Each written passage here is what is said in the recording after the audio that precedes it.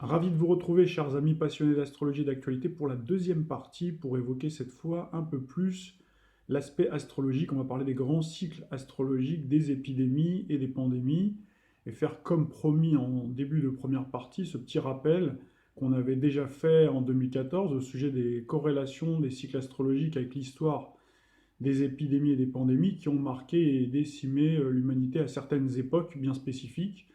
Donc, ce qui permettra ensuite, hein, bien sûr, de mieux appréhender, de mieux comprendre encore la situation présente, hein, que nous vivons au regard de ce coronavirus, et bien sûr d'extrapoler vers le futur, de regarder en direction de l'avenir, comme du reste nous avions pu le faire, hein, dans les années antérieures, dans les prévisions et prédictions 2018, rédigées fin 2017. Alors, en me repenchant sur la question, j'ai ajouté, vous allez voir pour ceux qui ont été voir sur le blog ou ceux qui avaient déjà vu l'article, hein, des compléments et des précisions en termes de datation, parce que c'est vrai que souvent quand on fait des prédictions mondiales, entre guillemets, bon, on jette un coup d'œil, on peut pas y rester trop longtemps parce qu'il y a tellement de sujets à aborder, donc on va à l'essentiel. Donc là, j'avais quand même rédigé un article mais voilà, hein, j'avais jeté un coup d'œil. Des fois, on fait ça entre deux consultations. Donc forcément, quand on se repenche un petit peu plus sur la question, puisque là, on est au cœur de l'actualité, alors j'ai rajouté des éléments complémentaires, notamment des précisions en termes de datation. J'ai rajouté aussi, vous allez le voir au cours du développement de cette vidéo, donc j'ai redonné une définition des significateurs célestes, hein, des épidémies, des pandémies également, enfin la définition déjà en elle-même, hein, épidémie et pandémie, on va voir ça tout de suite, parce qu'il y a une différence entre les deux, mais également essayer de trouver des corrélations avec, bien sûr, l'aspect planétaire, les conjectures qui se reproduisent dans l'histoire. Alors il faut savoir que les épidémies et les pandémies ont au cours de l'histoire de l'humanité complètement bouleversé et redessiné la carte démographique des continents. Pour qu'on ait une définition claire de ce que sont épidémies et pandémies, pour bien faire la distinction, il faut savoir qu'une pandémie, c'est quand il y a une propagation qui est mondialisée. C'est-à-dire que c'est vraiment une propagation de grande ampleur. Donc là, on a des proportions qui sont virulentes, incontrôlables. Pandémie, pour les linguistes, si on jette un coup d'œil à l'étymologie grecque, ça vient du mot pan, PAN qui veut dire tous, et démos qui veut dire le peuple. Alors les pandémies arrivent souvent à la faveur de grands bouleversements économiques, sociaux ou de grandes révolutions agricoles. Donc ces épidémies naissent aussi forcément à la faveur de problèmes de salubrité. Bien sûr, ça peut être associé aux mauvaises conditions d'hygiène, mauvaises conditions de vie. Alors si par exemple il y a des périodes de disette à cause par exemple d'un grand froid, d'un problème climatique ou de mauvaises récoltes, forcément, ça va fragiliser les populations, notamment leur système immunitaire, qui seront beaucoup plus exposés au contact du moindre virus. Il y a bien sûr les guerres avec les conditions précaires. Donc on s'imagine bien, si on prend ne serait-ce que les guerres les plus récentes, hein, la guerre des tranchées, donc c'est dans des conditions de salubrité extrêmement déplorables, donc forcément ça favorise donc l'expansion, la naissance déjà de maladies, et puis après les propagations de virus, hein, s'il y en a un dans le coin. Alors, il y a également la façon dont on enterre les défunts, il y a l'essor, bien sûr, du commerce, les voyages, les grandes découvertes qui ont pu amener des virus ou des maladies contagieuses d'autres continents auxquels les populations d'une zone géographique ne sont pas forcément habituées. Dès l'Antiquité, les savants de l'époque avaient remarqué que les personnes atteintes une première fois de certaines maladies infectieuses ne tombaient pas malades une seconde fois, ils étaient immunisés. Alors forcément, ça a donné les premières pistes aux savants de l'époque, hein, pour trouver les premiers remèdes. Donc c'était bien sûr encore rudimentaire. Alors si on devait parler des causes, hein, encore une fois, de ces épidémies, de ces pandémies, mais surtout pandémies, on a la révolution industrielle, l'expansion des empires coloniaux bien sûr, et plus récemment la mondialisation. Alors l'épidémie, c'est le premier stade qui prend en réalité une telle ampleur que ça devient une pandémie, avec diffusion au plus grand nombre, hein, d'un virus, avec des multiples foyers répartis sur le globe. Alors les conséquences d'une pandémie, par définition non maîtrisée, là c'est presque un pléonasme, peuvent être très importantes, comme ça a été le cas lors de la peste noire en Europe et en Asie, au Moyen Âge notamment, le choléra, la grippe espagnole, dont on va parler au début du XXe siècle, et plus récemment, fin des années 70, le VIH. Donc tout cet ensemble-là, à chaque fois, chaque séquence a tué quelques dizaines de millions de personnes. Disons quelques mots sur les significateurs et les conjectures astrales des pandémies. Alors j'ai pu remarquer au cours de mes recherches qu'à chaque fois qu'une pandémie s'est déclarée, on a retrouvé des configurations très spécifiques, des transsaturniennes. Alors les transsaturniennes, les passionnés initiés à l'astrologie le savent, donc ils revêtent une influence en général plutôt collective sur le monde et des générations entières, puisque leur cycle est plus ou moins lent, selon bien sûr l'éloignement du système solaire, avec des rencontres avec les autres astres dans le zodiaque. C'est toute cette formation d'aspects spécifiques qui va faire que ça va produire des événements dramatiques par la juxtaposition, mais également la simultanéité de plusieurs conjectures ou positions planétaires. Alors pour faire court, on va aller à l'essentiel, vous allez voir. Donc on trouve très souvent une conjonction, ou en tout cas un cycle Uranus-Pluton, pour le caractère foudroyant avec Uranus. Et bien sûr, Pluton, c'est la planète de la mort. Donc, et ces deux-là, bien sûr, donnent ce caractère mondial. Ça, c'est pour les pandémies. Donc ensuite, il y a les conjonctions ou oppositions ou carrés entre Neptune, la planète qui régit autant les maladies virales liées de près ou de loin à l'eau, qui touche les foules, les marées humaines, puisque vous savez que c'est associé à Poséidon, Neptune alias Poséidon. Poséidon, donc c'est le maître des océans, des masses océaniques, et on l'a souvent répété au travers de nos chroniques. Donc il y a bien cette liaison entre l'océan et les humains qui formeraient des milliards de gouttelettes, donc qui forment les océans. Donc on a cette association-là du poisson, de Neptune, maître du poisson, donc où il y a la médecine, bien sûr la souffrance. Et c'est vrai que c'est souvent par l'eau croupie, par voilà, les eaux usées que se transmettent les maladies, quand il y a un problème aussi d'hygiène. Et on a également ce contact, donc c'est-à-dire qu'il y a un contact entre Neptune et également Saturne, appelé par les anciens le Grand Maléfique ou la Grande Faucheuse. Donc c'est la planète qui est liée bien sûr à l'ordre, mais ici avec Neptune, ça crée le désordre, justement. Ça vient déstabiliser le caractère ordonné de Saturne. Donc là, il y a ce désarroi. Il y a aussi, on peut associer à Saturne, bien sûr, la recherche médicale, les autorités sanitaires. Là, on retrouve bien Saturne, qui est le symbole des institutions, le symbole de la loi. Donc là où ils vont prendre des mesures, quelles que soient les époques. Il y a toujours des institutions, des personnes qui dirigent, qui ont autorité, qui vont prendre des mesures plus ou moins draconiennes pour assurer la survie et créer finalement un cordon sanitaire pour tenter d'endiguer dans un premier temps l'épidémie et puis également bien sûr la pandémie, bien que ce soit beaucoup plus difficile. Là on retrouve bien Neptune qui vient finalement, qui a un caractère qui peut être plus ou moins expansif, tout dépend après du placement, de son placement dans le zodiaque. Forcément quand il est en poisson dans son domicile, comme c'est le cas à notre époque, depuis 2011 mais surtout depuis 2012, et bien forcément ça peut prendre des proportions beaucoup plus importantes qui peuvent submerger le mur saturnien, c'est quelque part. C'est un peu comme ça, en tout cas, que moi je le ressens et que je le décrypte. Alors normalement, en temps normal, on retrouve un caractère limitatif de Saturne et le contrôle. Et Saturne, si on jette un coup d'œil, de toute façon on va y venir vers la fin, à la fin, en tout cas avant la fin de cette vidéo-là, donc vous le savez, Saturne est en ce moment dans son domicile, donc il est en Capricorne, donc ça veut dire qu'il a beaucoup de puissance. Et puis on a également Neptune qui a également beaucoup de puissance. Donc quelque part, voilà, il y a une forme de... On se contrôle, on s'annihile un petit peu. Donc ça nous donne aussi des pistes pour savoir quel type, si on revient à ce coronavirus, vers quel type d'expansion, est-ce qu'on va vers une épidémie? Enfin, l'épidémie on l'a déjà, mais est-ce qu'on va vers une pandémie ou pas?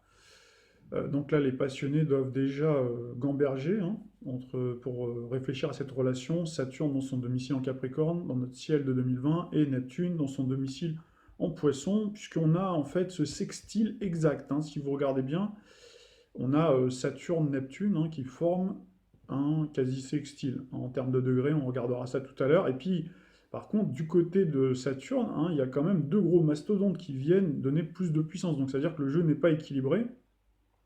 Et donc on a Jupiter et bien sûr Pluton. On a eu cette conjonction Saturne-Pluton. Mais si on reste sur ce cycle Saturne-Neptune, donc il prédispose souvent, y compris d'ailleurs dans un thème natal. Bon, de toute façon, on fait toujours, on ne peut pas complètement dissocier donc l'astrologie individuelle et l'astrologie collective, forcément, tout est lié. Donc là, il y a une tendance, hein, dans un thème individuel, à la baisse du système de défense immunitaire. Il y a des intoxications qui peuvent survenir avec ce duo Saturne-Neptune. Tout dépend bien sûr, hein, de l'aspect qu'il forme, hein. Il peut y avoir des empoisonnements. Donc là, il peut y avoir une évolution plus ou moins lente, hein, de la maladie, un côté aussi sournois. Il peut y avoir également maladie osseuse, parce que quand on parle de Saturne, c'est les maladies plutôt osseuses. Il peut y avoir bien sûr les perturbations sur le plan psychique, et là, c'est là où on voit qu'il n'y a pas...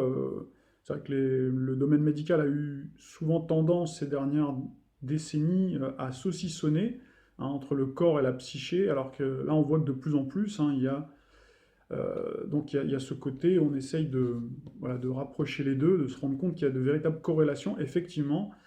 Donc puisque Neptune, quand on parle de Neptune, alias le maître du poisson, on parle des maladies psychiques, on parle des angoisses, on parle de ce côté aussi psychosomatique, des obsessions, paranoïa, et donc de cette psychose justement dont on parle. C'est-à-dire que plus on va être perméable, puisque Neptune crée cette perméabilité quelque part, plus on va gamberger, et ça peut jouer aussi sur l'aspect mental, sur l'aspect psychologique.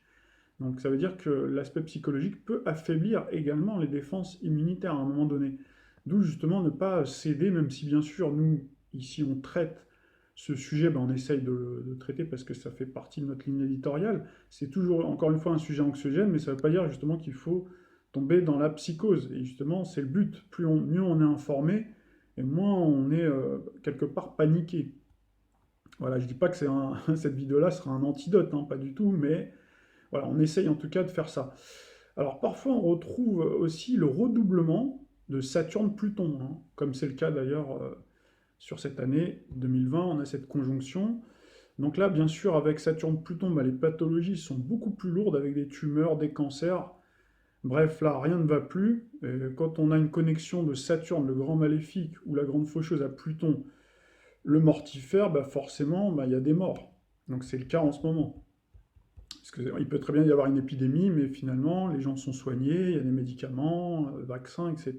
Et tout se passe bien. Alors là, on voit bien que le bilan est alarmant. D'ailleurs, vous avez vu qu'on a à peine le temps de diffuser la vidéo que déjà, c'est déjà périmé les informations qu'on a données. Il y a d'autres informations qui arrivent, et puis surtout donc malheureusement, de nouveaux décès.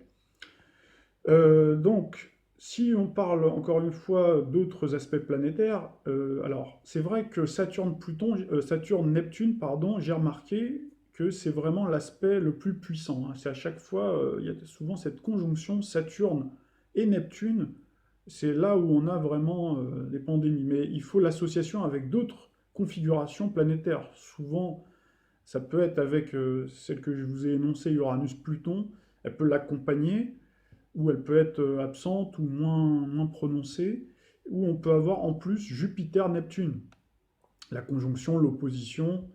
Alors Jupiter-Neptune, forcément, ça donne un aspect amplificateur, Jupiter, hein. Donc là, on parle de ce caractère mondial. Quand on parle de pandémie, expansion, c'est bien la pandémie. Et Jupiter, c'est bien le maître du Sagittaire, qui est le signe de l'international des voyages. Alors, on peut parler bien sûr d'Uranus, forcément, on ne va pas le mettre de côté. D'ailleurs, on l'a dit, hein, Uranus-Pluton. Donc, si on parle d'Uranus, là, il y a toujours cette dimension collective, au même titre que Pluton, au même titre que Neptune, bien sûr. Donc là, il y a ce caractère beaucoup plus foudroyant, hein, ce côté où on est foudroyé par la maladie. Il peut y avoir le caractère accidentel, si on met de côté, hein, avec si on ne parle pas forcément, on l'a déjà vu dans nos chroniques, hein, on a bien parlé d'Uranus avec les accidents industriels notamment, mais il peut y avoir une pollution industrielle. Donc là, il peut y avoir l'association à la fois d'un cycle, par exemple Saturne-Uranus ou Uranus-Pluton, mais également associé avec Saturne-Neptune. Donc là, on peut avoir donc une pollution industrielle avec une usine qui, par exemple, qui explose et puis après qui déverse des substances chimiques qui vont être qui vont polluer l'ensemble et qui vont créer ensuite, par la suite, des épidémies. Alors c'est le cas, par exemple, pour une catastrophe nucléaire, bien sûr. et donc avec le côté radioactif. Donc Saturne et Uranus ensemble, donc en formation. Donc là, on peut parler d'épidémie par voie aérienne, puisque Uranus gouverne le Verseau, qui est un signe d'air. Donc là, on peut parler aussi du caractère artificiel et médicamenteux. On peut aussi être intoxiqué par le biais de médicaments. Les médicaments peuvent également créer à un moment donné des virus. Donc là, vous avez vu que à la fin de la vidéo, d'ailleurs qui a été un petit peu tronquée, j'en suis navré, puisque, ben, je sais pas, il y a des problèmes techniques parfois, c'est comme ça, je pense qu'il y a dû avoir un virus peut-être sur mon téléphone, et donc du coup j'ai dû faire un petit montage pour la couper prématurément, mais j'avais plein d'autres informations à vous communiquer, donc je vous les donnerai en plus. Mais vous avez pu voir donc tout à la fin, donc ce monsieur, donc ce youtubeur, donc qui vous parlait de la patente, hein, du coronavirus. Donc bien entendu, toutes les informations que je donne, toujours à vérifier par vous-même, hein. Et on retrouve bien sûr, donc toujours pour parler de ces significateurs, on retrouve aussi à chaque fois l'axe Vierge-Poisson très souvent, qui est celui bien sûr de la médecine, de la maladie, des infections. Donc à chaque fois, on peut retrouver l'occupation par un astre. On peut retrouver aussi une dissonance par rapport à cet axe-là, Vierge-Poisson. Alors la Vierge, vous le savez, et Mercure gouvernent principalement, on a déjà fait une chronique là-dessus, les intestins. On avait fait une chronique sur le deuxième cerveau, mais les intestins, ben, forcément, c'est hyper important. Donc c'est une fonction d'assimilation des nutriments. Donc c'est par ce biais-là qu'on a des intoxications, des empoisonnements. Et donc on peut avoir aussi d'ailleurs des problèmes aussi, ça peut venir par les pieds, hein. On peut avoir les mains, bien sûr. Donc là on retrouve bien Mercure, la main. Mais on retrouve aussi, quand on parle du poisson, on parle des pieds également. Et donc on peut avoir aussi des infections par le biais des pieds. Nous allons faire un saut dans l'histoire et nous allons parler à chaque fois des différentes pandémies ou des épidémies qui ont eu lieu dans l'histoire de l'humanité. Et à chaque fois, on jettera un petit coup d'œil à nos cartes du ciel. Donc on commence par la peste antonine ou peste galénique qui frappa l'Empire romain à la fin de la dynastie antonine. C'est pour ça d'ailleurs qu'elle a pris ce nom-là. Alors d'après de récentes estimations, elle aurait considérablement réduit la population romaine à l'époque, faisant près de 10 millions de morts quand même, hein, ce qui est considérable pour cette époque-là, et même aujourd'hui, mais je dirais en proportion par rapport à la population de l'époque, hein.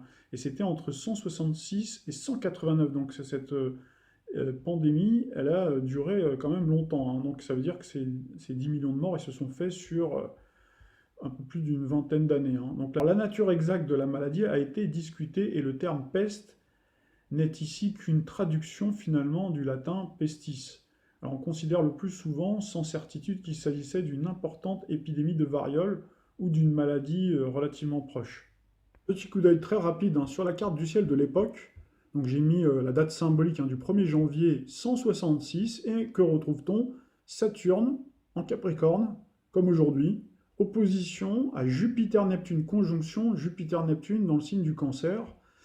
Et on retrouvait également le cycle Saturne-Pluton dans le signe du Taureau, hein, avec Taureau, Pluton dans le signe du Taureau, Saturne bien sûr, Capricorne, et également Uranus dans le signe du Poisson. Donc on retrouve bien, encore une fois, vous voyez, le Poisson qui est donc impacté, où on retrouve en tout cas donc un astre, une transaturnienne, donc Uranus ici en l'occurrence, hein, dans le signe du Poisson. Alors ensuite, on va parler de la peste justinienne. Alors avant de vous en parler, j'avais oublié de vous donner quelques informations complémentaires qu'il faut bien avoir en tête, c'est que la découverte des transaturniennes a eu un impact considérable, hein, sur la façon dont la communauté scientifique, hein, de toute époque confondue, a appréhendé les maladies. C'est vrai qu'avant les découvertes d'Uranus en 1780, Neptune en 1846 et Pluton en 1930, les épidémies étaient vraisemblablement naturelles, je le mets entre guillemets. Les connaissances en médecine, bien que certaines civilisations étaient plus avancées que d'autres, étaient balbutiantes.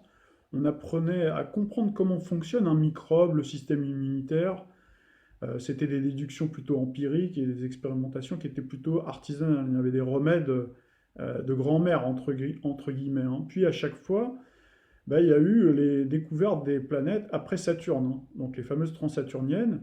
Et là, à ce moment-là, il y a eu des bons spectaculaires pour soigner, notamment avec l'invention du médicament, l'invention des vaccins, notamment quand on a eu Neptune on va y revenir dans quelques instants, en Poisson, quand on a eu le transit de Neptune dans le signe du Poisson, juste après la découverte, 1846, il était encore dans le signe du Verseau, et puis ensuite il est passé 1848, 2 ans après, dans le signe du Poisson.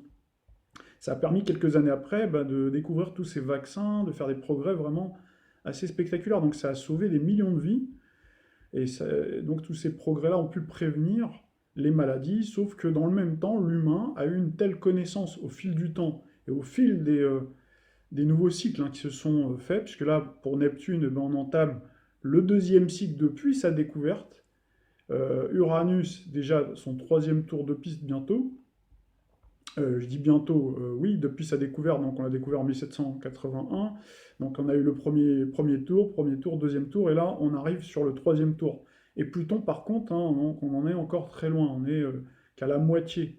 Mais avec ces transsaturniennes, cette toile de fond céleste, ça a permis, si vous voulez, aux êtres humains, donc bien sûr la communauté scientifique, de disposer des connaissances de plus en plus pointues dans ces domaines.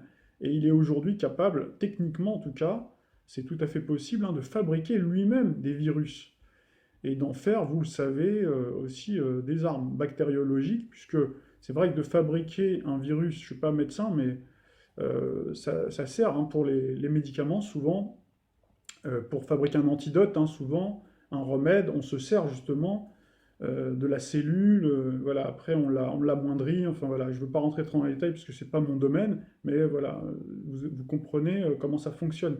Mais on peut très bien inverser, donc ça, vous en avez connaissance. Donc il y a ces armes bactériologiques qui finalement se retournent contre l'éthique, bien sûr, là on parle d'éthique, on parle de progrès scientifique, ce serait un long débat, mais il y a l'éthique aussi. De sauver des millions de vies, c'est une chose, mais il y a malheureusement aussi des docteurs Frankenstein qui sont là pour malheureusement faire autre chose, qui ont une autre vision. Et donc voilà, forcément, ça peut créer une problématique sur laquelle on reviendra d'ici la fin de la vidéo, voire je vous mettrai un petit complément si on n'a pas le temps, puisque c'est vrai que j'ai quand même pas mal de choses à vous dire. Alors concernant la peste Justinienne, la peste Justinienne, pardon, du nom de l'empereur qui régnait bien sûr à cette époque, donc elle tua 25 millions de personnes à travers le monde, et particulièrement autour du bassin méditerranéen. Alors l'épidémie aurait débuté en Égypte en 541 pour rejoindre ensuite le pourtour méditerranéen, suivant les voies commerciales. Alors il s'agirait de la première occurrence historique de la peste bubonique.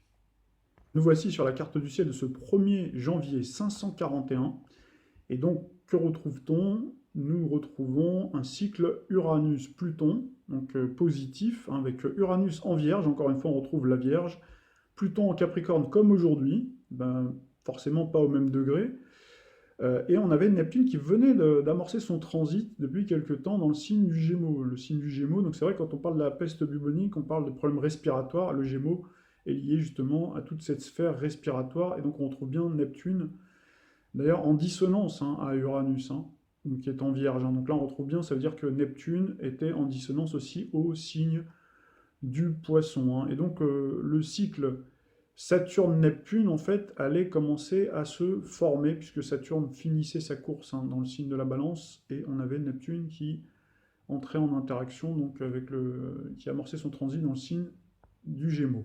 Si on avance un petit peu dans le temps, on se retrouve au Moyen-Âge, on a eu la peste noire entre 1347 et 1352, donc c'est la grande peste, appelée aussi la peste noire. Donc ce fléau s'est abattu comme une malédiction, créant une véritable plaie ouverte dans la société. Elle aurait fait 100 millions de morts, dont 25 millions en Europe. Donc là, on peut vraiment parler de pandémie. Donc la peste noire a débuté aux abords de la mer Noire vers 1340 et s'est rapidement étendue en Europe et dans certaines régions d'Asie. Elle aurait tué entre 30 et 50% de la population européenne. Donc ça vous donne quand même l'ampleur de 1347 à 1352, donc selon les estimations.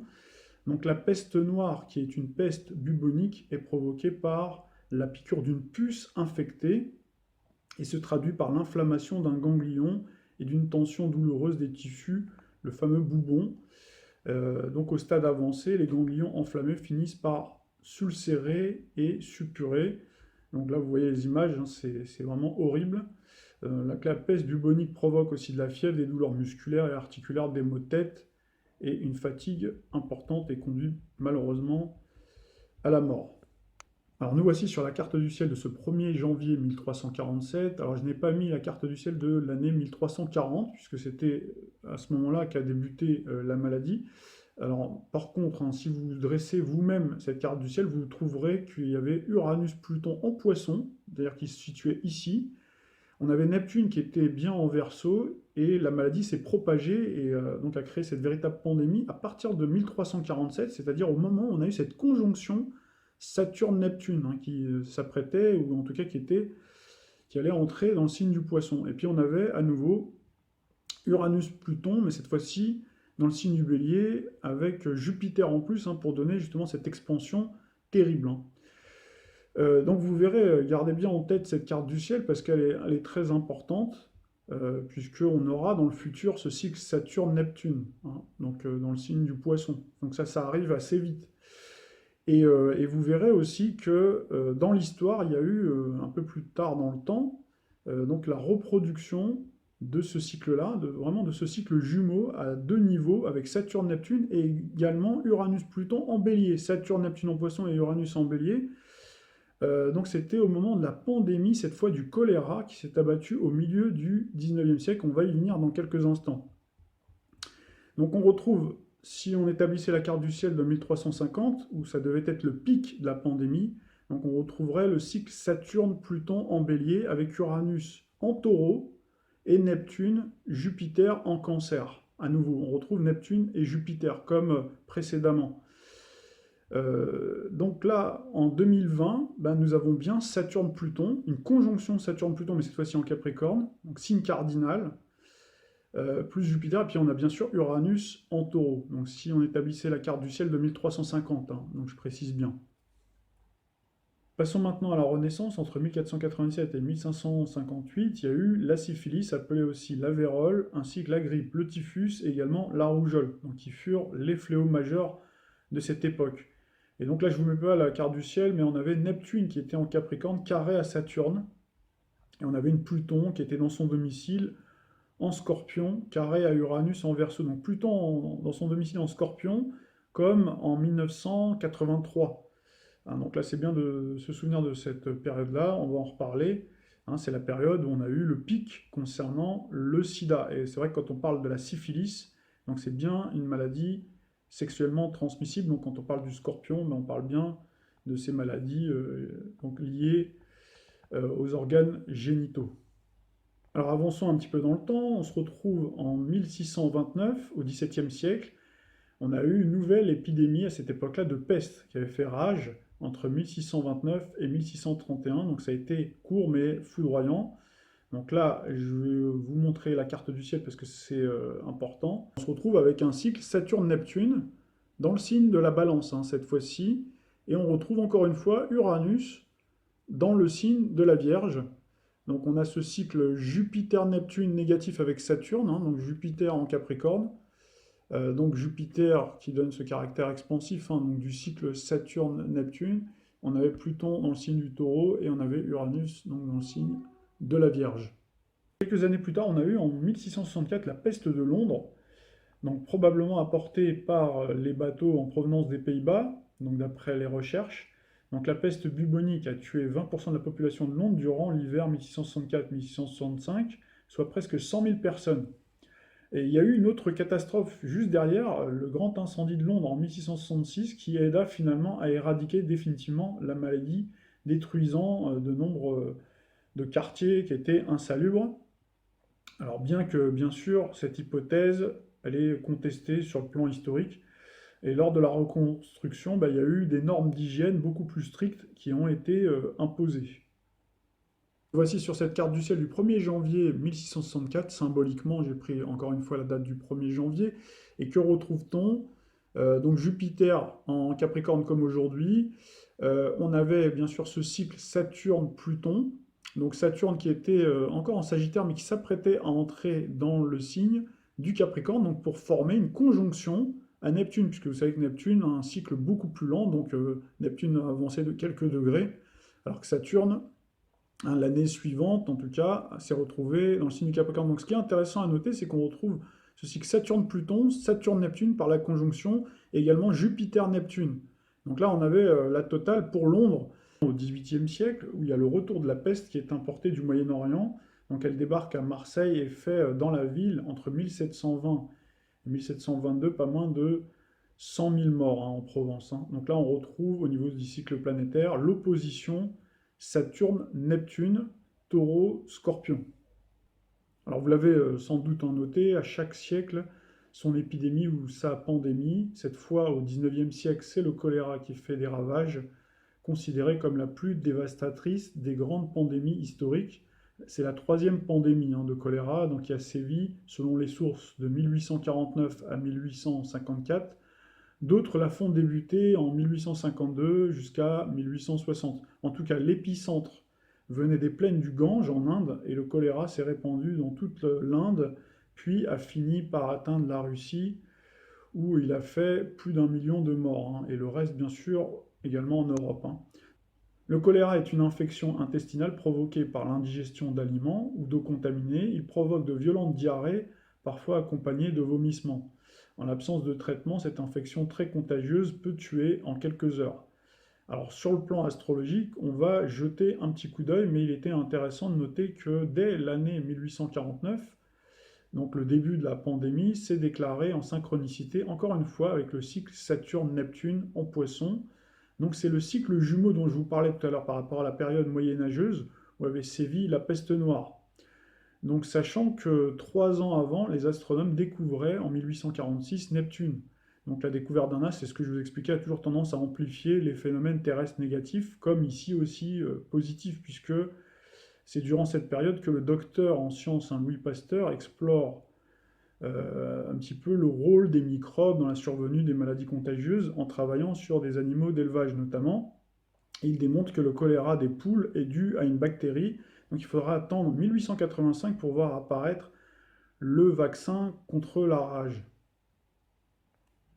Voilà, petit coup d'œil à la carte du ciel. Donc c'est ce que je vous disais tout à l'heure, hein. Neptune, Saturne, hein, comme lors de la peste noire de 1347. Et on retrouve à nouveau Uranus et Pluton dans le signe du Bélier. Là, cette fois-ci, on avait Jupiter qui était en Lion, mais qui s'apprêtait, qui allait entrer dans l'année ou un petit peu plus tard dans le temps en Vierge. Donc voilà, vous avez toutes les configurations planétaires donc, qui sont similaires à cette époque-là. Et on retrouve par contre un Saturne-Neptune comme dans les années qui arrivent. Donc on va en dire quelques mots dans quelques instants. Passons maintenant au XXe siècle. En 1918, on a eu la grippe espagnole, donc a fait 50 millions de morts, hein, autant si ce n'est plus que le premier conflit mondial, hein, puisque certaines sources, hein, parlent de 50 à 100 millions de personnes, hein, qui auraient été tuées en une année, 1918 à 1919, donc c'est quand même assez foudroyant. Donc elle a été baptisée ainsi parce que l'Espagne, non concernée par le secret militaire, fut la première à en parler publiquement d'après les sources. Donc cette grippe se caractérise par de la fièvre et un affaiblissement des défenses immunitaires. Donc la plupart des victimes de la grippe espagnole mouraient de surinfection bactérienne au bout d'une dizaine de jours après les premiers symptômes grippaux. Alors selon de récents travaux, la maladie serait née de la combinaison d'une souche humaine H1 provenant de la grippe saisonnière H1N8 en circulation entre 1900 et 1917 et de gènes aviaires de type N1. Donc de ce croisement aurait émergé une souche H1N1 entre 1917 et 1918, donc variante de celle qu'on a connue en 2009. Encore une fois, cette date symbolique du 1er janvier, cette fois-ci 1918, où nous retrouvons ce cycle Saturne-Neptune avec l'opposition à Uranus dans le signe du Verseau. Et donc on avait Jupiter, hein, qui amorçait son transit dans le signe du Gémeaux. Alors ce qui est aussi intéressant à noter, c'est qu'à cette époque-là, on a eu une révolution très importante, hein, c'est la révolution donc, de 1917. Donc quand on faisait cette liaison entre révolution et donc pandémie, et ben voilà, là vous en avez l'exemple, l'illustre exemple avec cette année funeste 1918. Un petit mot également sur la grippe asiatique qui a sévi entre 1968 et 1969. Donc là, on retrouve encore une fois l'implication de la Vierge avec également l'implication de ce cycle Uranus-Pluton. dans le signe de la Vierge, avec également Jupiter en cette année 1968. Et c'est vrai que cette grippe a été identifiée dans la province chinoise de Guizhou. Donc la grippe asiatique s'est répandue un petit peu partout dans le monde, hein, causant de 1 à 4 millions de décès quand même, selon en tout cas l'OMS. Et aux États-Unis, il y a eu 70 000 morts. Dans la foulée, au milieu des années 70, la variole en Inde, hein. Donc on a eu ce cycle, encore une fois, Uranus-Pluton cette fois-ci, Vierge-Balance, puisqu'on avait cette fin de cycle, hein, de Pluton dans le signe de la Vierge, on avait déjà Uranus, hein, donc qui transitait le début de la Balance, et on avait cette opposition Saturne-Neptune, encore une fois, hein, sur l'axe, cette fois-ci Taureau-Scorpion. Donc là, il y a eu aussi pas mal de morts, hein. Donc là, on peut parler plutôt d'épidémie. Donc il y a eu 20 000 morts en Inde. Alors, on passe tout de suite au VIH. Donc, c'est une maladie plus récente. Donc, le VIH ou virus de l'immunodéficience humaine est une infection qui atteint le système immunitaire, c'est-à-dire la défense naturelle du corps contre la maladie. Donc, les premiers signes de l'épidémie sont apparus à la fin des années 70 en Amérique du Nord. Dans les premières semaines qui suivent l'infection initiale, le sujet peut rester asymptomatique ou présenter un syndrome grippal avec de la fièvre, des céphalées, voilà, une irritation de la gorge, et c'est à mesure que l'infection affaiblit le système immunitaire, d'autres signes et symptômes peuvent apparaître. En l'absence de traitement, de graves maladies peuvent survenir. Donc le VIH, vous le savez, peut se transmettre par le contact étroit et non protégé avec les liquides organiques d'un sujet infecté, sang, lait maternel, sperme et sécrétions vaginales. Donc il n'existe pas de moyen de guérir de cette infection, mais il y a eu des traitements à base de médicaments antirétroviraux, c'est un petit peu dur à prononcer, donc ils peuvent permettre aux personnes atteintes de mener une vie normale. Donc à ce jour, le VIH a quand même fait 36 millions de morts et continue à être un problème majeur de santé publique. Donc jetons un petit coup d'œil à la carte du ciel.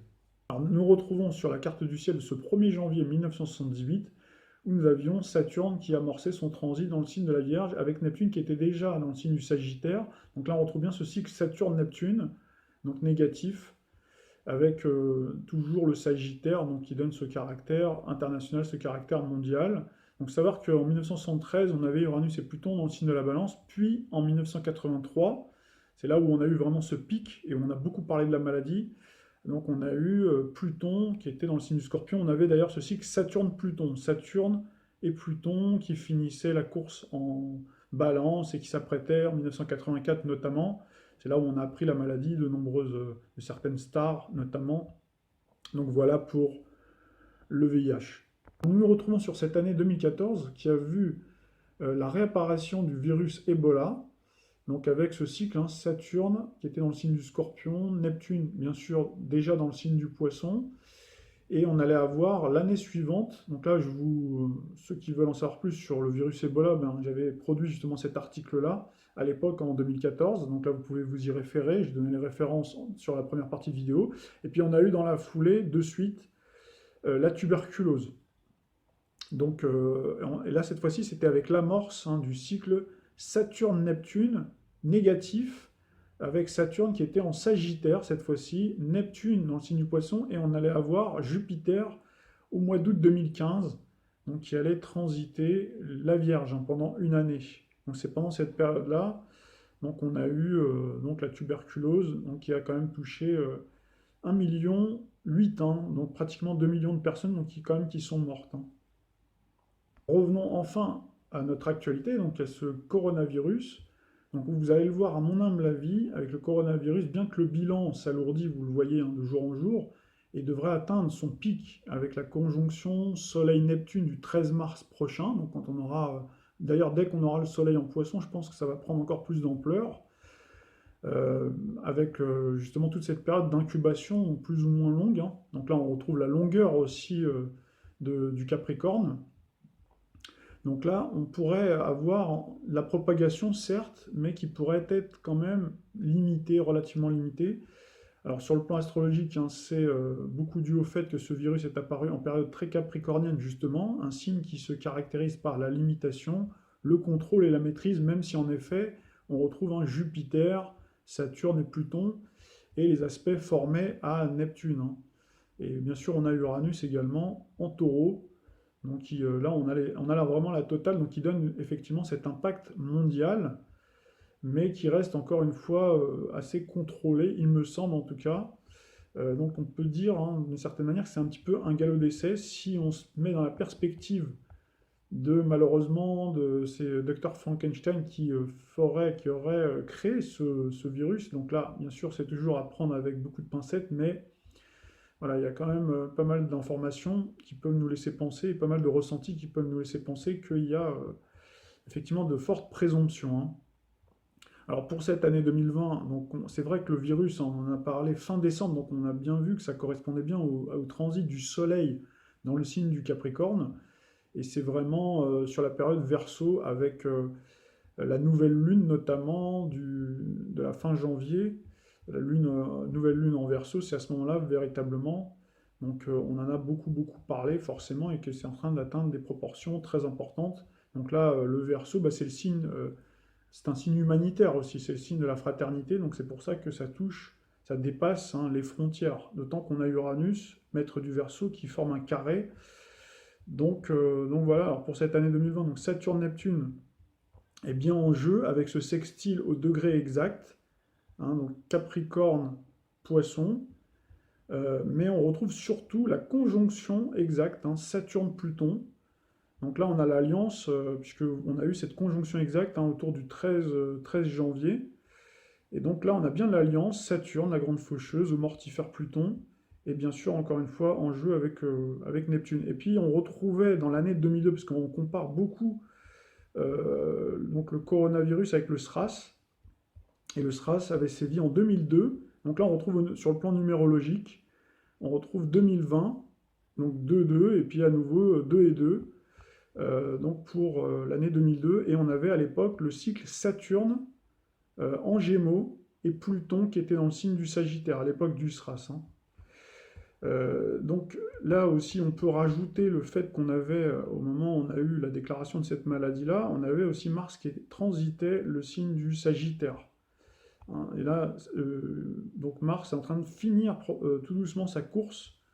Donc il terminera sa course donc en Sagittaire pour transiter le signe du Capricorne prochainement, mais on aura en simultané quelques jours après, hein, on aura le Soleil qui va transiter en Poisson. Et on a également Mercure qui va amorcer sa rétrogradation aussi jusqu'au 10 mars. Donc attention à cette période forcément. On risque d'avoir pas mal de dégâts. Alors puisqu'on a fait une allusion numérologique, je voulais aussi préciser qu'on peut aussi faire cette corrélation avec ce qu'on avait vu sur le magazine The Economist, sur le décryptage de The Economist 2020, le numéro spécial, où il y avait beaucoup cette allusion à la médecine en cette année 2020, avec notamment donc le Florence Nightingale qui apparaissait justement sur la couverture. Et donc on a vu que c'était une infirmière donc, qui était née le 12 mai 1820, donc qui a été une pionnière dans les soins infirmiers. Est-ce que c'est à ce moment-là qu'on va nous sortir donc un vaccin ou qu'il va y avoir un remède? Donc là aussi c'est intéressant aussi de voir ce qui pourrait se passer durant cette période-là du 12 mai donc 2020. Alors nous arrivons déjà au terme de cette deuxième partie. J'ai encore beaucoup de choses à vous dire, donc je vous invite à me retrouver sur une troisième partie, troisième et normalement dernière partie, donc pour parachever donc toute cette discussion et nous projeter aussi surtout vers l'avenir. Mais vous verrez que on enchaînera tout de suite sur le thème de la Chine, puisque forcément ben, le virus est né donc en Chine, donc c'est normal qu'on parle de la Chine, et donc vous verrez, il y a quand même pas mal de correspondances, de synchronicité sur le plan astral.